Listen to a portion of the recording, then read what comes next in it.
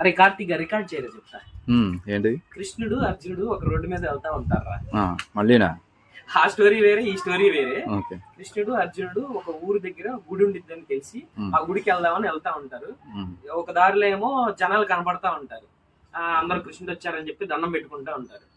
ఆ గుడికి వెళ్లే దారికి ఇంకో షార్ట్ కట్ కూడా ఉంటది. జనాలు ఎక్కువైపోయారు కానీ మనం షార్ట్ కట్ లో వెళ్దాం అంటాడు. సరే బయలుదేరుతా ఉండగా ఒక పాము కనపడింది. పాము కనపడంగానే ఇక్కడ పాము ఉంది కృష్ణ అని అర్జునుడు అంటాడు. ఆ పాము కృష్ణుని చూసి, స్వామి నువ్వు నా దగ్గరికి వచ్చావు, నీకు దండం స్వామి, నా మొర నీకు ఆలకించుకోవాలి, నన్ను ఎవడో పట్టించుకోవట్లేదు, నేను ఒంటరివాడిని అయిపోయాను, ఏం చేయాలో అర్థం కావట్లేదు స్వామి అంది. నువ్వు ఒంటరివాడిని ఎందుకు అవుతావు, ఏం చేసావు నువ్వు అన్నాడు. నేనేం చేశాను, జనాలందరూ వస్తున్నారు నా మీదకి, నేను బుసకొడుతున్నాను, నాకు తెలిసి అందుకే ఎవరు నా దగ్గరికి రావట్లేదేమో అన్నాడు. అయితే నువ్వు ఒక పని చెయ్యి, నువ్వు ఎవరికి హాని కలిగించొద్దు, నీ ధర్మం నువ్వు పాటించు, నీ పని ఏదో నువ్వు చూసుకో అంటాడు. సరే అని చెప్పి వీళ్ళిద్దరు వెళ్ళిపోతారు. మళ్ళీ నెక్స్ట్ టైం అదే దారిలో కృష్ణుడు వెళ్తా ఉంటాడు. కృష్ణుడు వెళ్తా ఉన్నప్పుడు ఇక్కడ పాము ఉండాలి కదా, చూద్దాం దాని వ్యవహారం ఏంటో అని చూస్తూ ఉంటాడు. ఈ లోపు ఆ పాముకి ఒళ్ళంతా దెబ్బలు తగిలి పడి ఉంటది.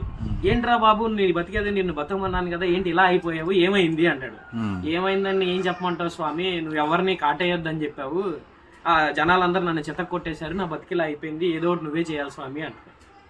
అప్పుడు కృష్ణుడు ఏమంటాడంటే, నిన్ను ఊరికే హాని కలిగించొద్దని చెప్పాను కానీ నీ ప్రాణాల మీదకి వచ్చినప్పుడు కూడా గమ్మును కూర్చోమని నేనేం చెప్పలేదు. చూసావా అర్జున, జనాలందరూ ఇలాగే తగలడ్డారు, ఎవరి బౌండరీ వాళ్ళు గీసుకుని కూర్చోలేకపోతే ఎవడు పడితే ఆడు వచ్చి నేను ఎదవం చేసి వెళ్ళిపోతారు. కాబట్టి నీ ధర్మం నువ్వు పాటించాలి, నీ నైజం ఏంటో అలాగే ఉండాలి అనేదే మోరల్ స్టోరీరా.